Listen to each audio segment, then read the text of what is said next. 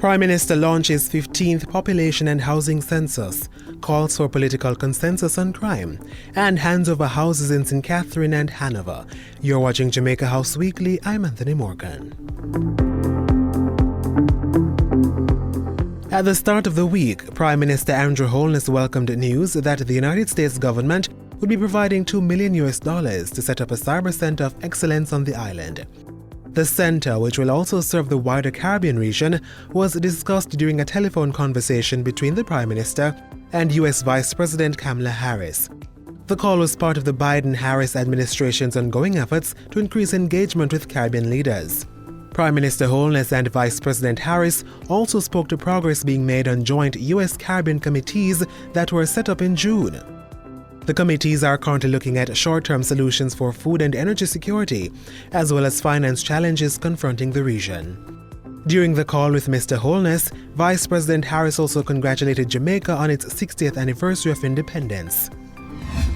Knowing such crucial information is very important to all sectors when it comes to planning and implementation of socio-economic policies that help in the development process.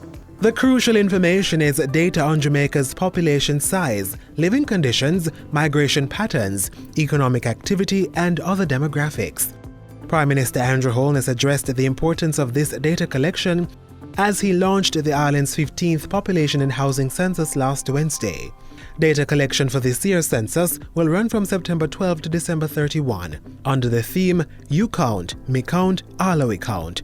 $2.4 billion has been set aside for the exercise, which will be administered by over 7,000 census takers. Wednesday also saw the Prime Minister breaking ground for 30 luxury villas at Villa Ranai in Stony Hill by Pulse Homes. He used the opportunity to call on more private developers to join in government's push to create 70,000 affordable houses. So we are going to depend on the private sector to fill in the other 70,000 that may be necessary. But the question is, which 70,000? So we have said to the NHD, you have to shift your focus away from the middle and high end to focus exclusively on the lower middle and affordable and lowest income. At Jamaica House Thursday, the Prime Minister called for political consensus to deal with crime on the island.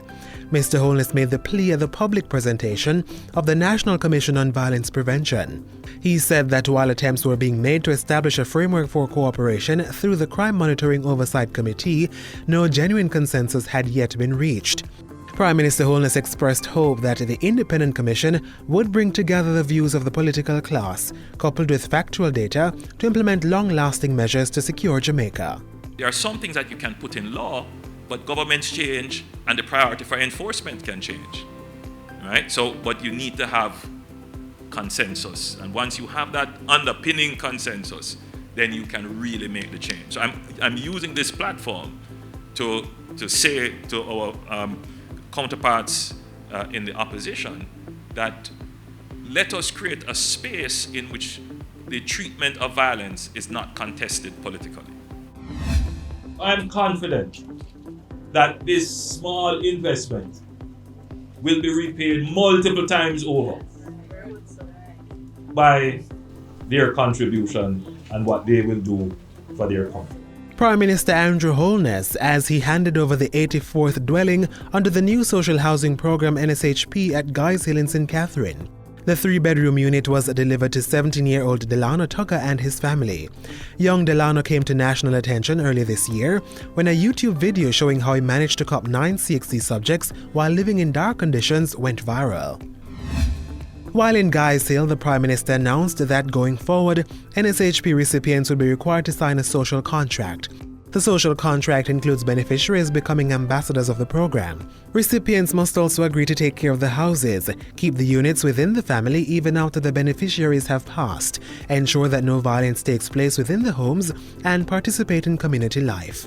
The program will develop its own monitoring mechanisms where we will be tracking those persons who have benefited to see exactly how they have utilized this house to change their lives and that of the community. This is not free, and you are going to pay for it by being good examples and good citizens. By Friday, the Prime Minister was in Hanover, where he handed over 63 units provided by the National Housing Trust (NHT). The Industry Cove Manor development, located in Green Island, consists of 23 detached 2-bedrooms and 42-bedroom townhouses on 12.5 acres of land. Mr. Holness revealed that 2 other NHT developments will bring 1,235 units to the parish. He also announced that legislation aimed at managing gated communities would soon go before Cabinet. The Gated Communities Act is reportedly in the final stages of being drafted. That will give a little bit more control over communities like these. Communities like these, the value is only preserved if each homeowner preserves the value of their property. So I'm urging you, abide by the rules set by the community organization. Before that, the Prime Minister unveiled a life-size statue of Hanover native, national hero and the island's first Prime Minister, Sir Alexander Bustamante, at the parish library. The statue and 2 storyboards were erected at a cost of $3 million, courtesy of the Tourism Product Development Company. This monument provides an opportunity for the local community members and other Jamaican citizens and visitors to the island to learn and appreciate the first Prime Minister of Independence and our national hero. Back in the corporate area Saturday, the Prime Minister participated in the Kingston leg of Discover Jamaica on bike. The event was staged as part of activities to mark Jamaica 60 and involved participants biking from Knutsford Boulevard in the capital to Holiday Inn in the second city. Earlier in the week, the Prime Minister held talks with the Chinese ambassador to Jamaica.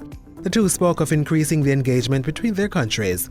Mr. Holness also welcomed a courtesy call paid by Professor Tony Green to discuss intervention and support for the education system and national security. And that's it for Jamaica House Weekly. Be sure to join us next time for more of the news stories coming out of the Office of the Prime Minister.